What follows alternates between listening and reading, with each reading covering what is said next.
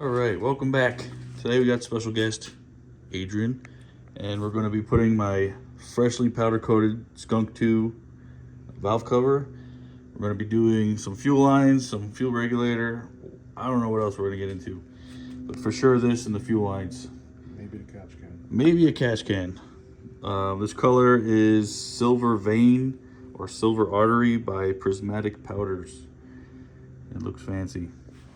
All right, so Adrian is building or setting up a bracket for the fuel pressure regulator. We're using this factory mount off the strut tower.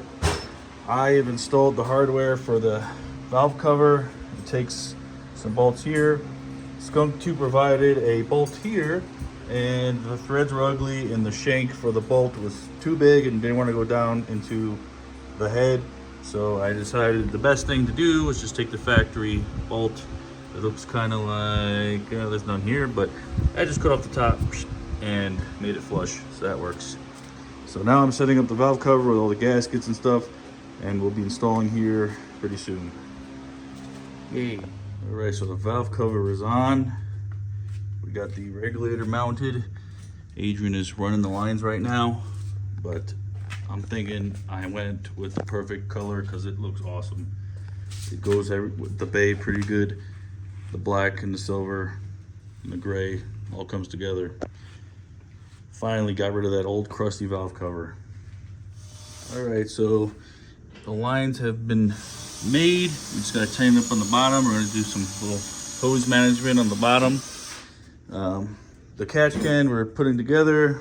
I'm gonna order some different fittings for this. But Adrian is currently making the bracket for the catch can. There it is, the fabrication master himself.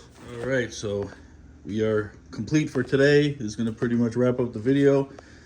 The regulator's in, the lines are in.